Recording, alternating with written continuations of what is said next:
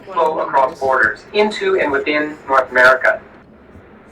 This class, we examine two very interrelated topics, labor and migration. The economic development of North America is entirely interconnected with the labor that has in fact driven our progress and prosperity.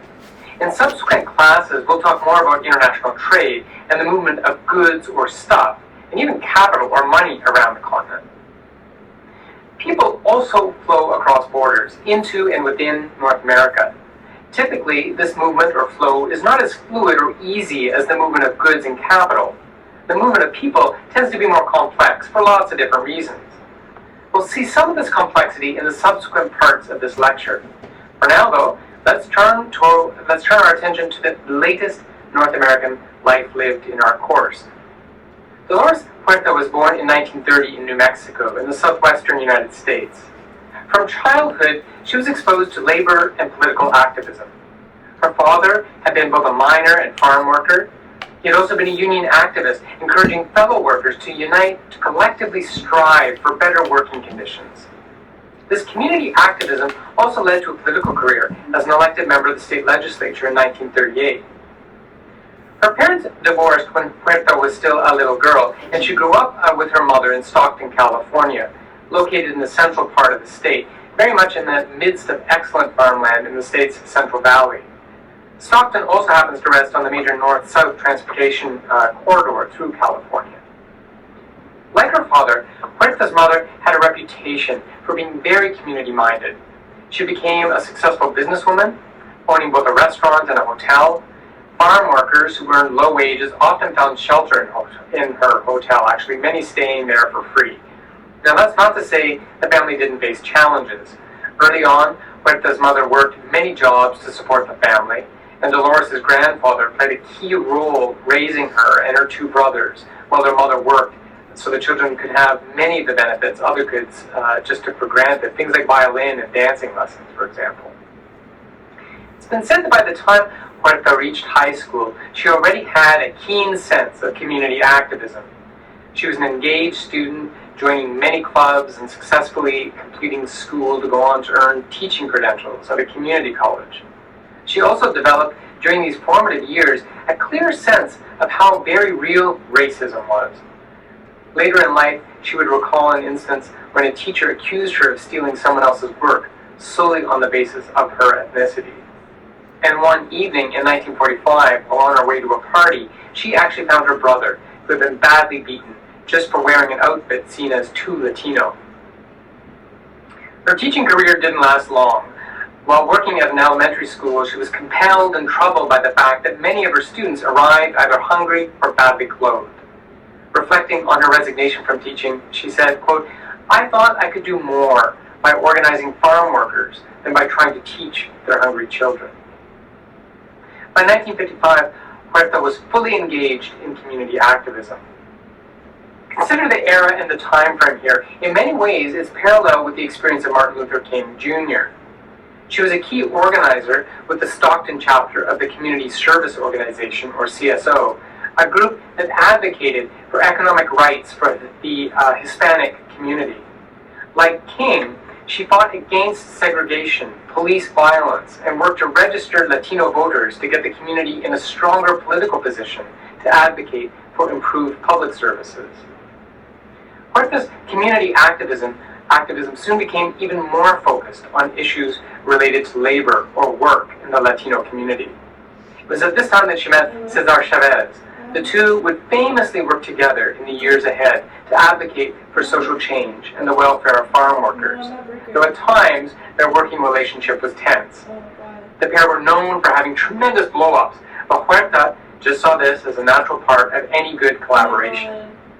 Chavez and Huerta recognized that organizing farm workers was not a key priority for the CSO, and so they founded a new organization instead, the National Farm Workers Association, which ultimately became the very important United Farm Workers Organizing Committee. Huerta would go on to serve as the vice president of this union for more than 3 decades. A key event in the early history of the UFW was the Delano grape strike. The strike began in September 1965, first amongst Filipino farm workers who walked away from their jobs working on farms that grew table grapes. The workers were demanding wages equal to the federal minimum wage.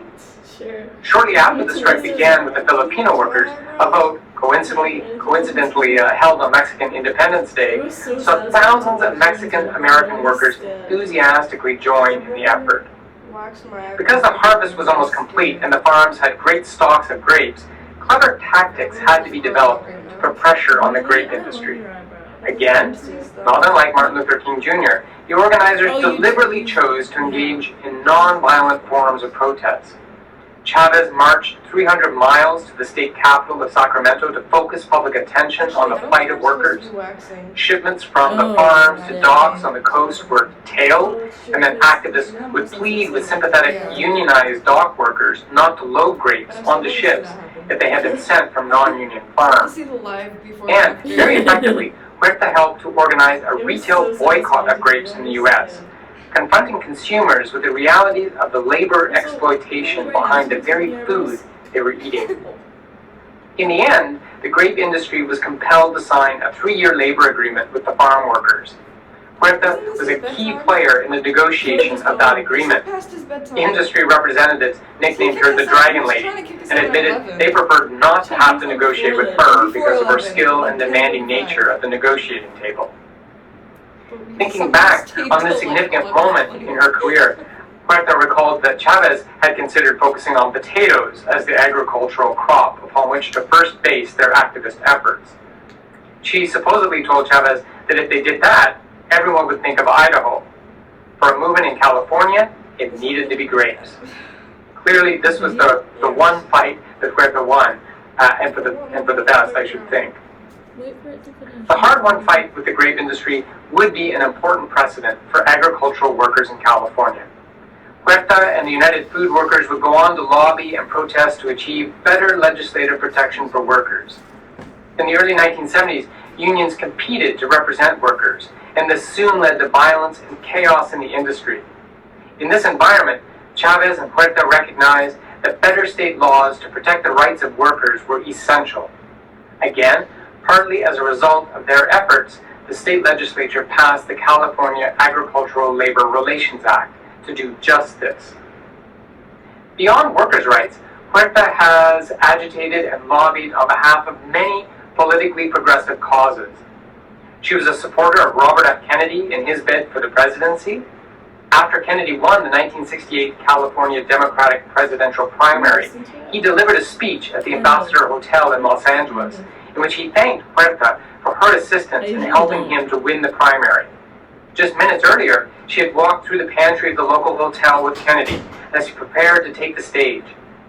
Fortunately for Huerta, she was at a safe distance on the actual stage when an assassin shot and killed Kennedy. 2 decades later, in September 1988, Huerta herself was severely wounded while engaging in a peaceful protest in Union Square, San Francisco, against the policies of George H.W. Bush, who was at the time running for president. When police moved in on the protesters, Huerta was beaten so badly that she was left with several broken ribs and a ruptured spleen that had to be removed in emergency surgery. The entire episode was videotaped and played widely on the media. Huerta successfully sued the San Francisco Police Department and the city itself, with proceeds from the lawsuit and judgment ultimately used to benefit farm workers. Following a lengthy recovery, Huerta partly shifted her organizing efforts to focus on women's rights. In particular, she has strongly supported a very successful effort to encourage Latina women to run for local, state, and federal office. She's the founder and president of a foundation named after her, and even in her 80s continues to travel across the United States advocating for legislation that supports equality and defends civil rights.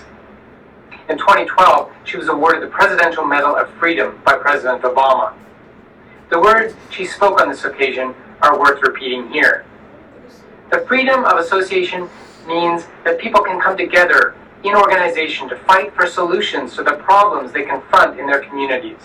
The great social justice changes in our country have happened when people came together, organized, and took direct action. It is this right that sustains and nurtures our democracy today. The civil rights movement, the labor movement, the women's movement, and the equality movement for our LGBT brothers and sisters are all manifestations of these rights. You got this one wrong. It's important here that Huerta recognizes how so many issues are intertwined: civil rights, labor, gender, sexual orientation. Oppression and exploitation can take on many forms in society, and it's important to recognize how power shapes relations in societies within and across North America. In the next part of our lecture, we'll focus particularly on labor and how this has shaped North America. Bye for now. We'll see you in part 2. Like, this part is fine. I did that.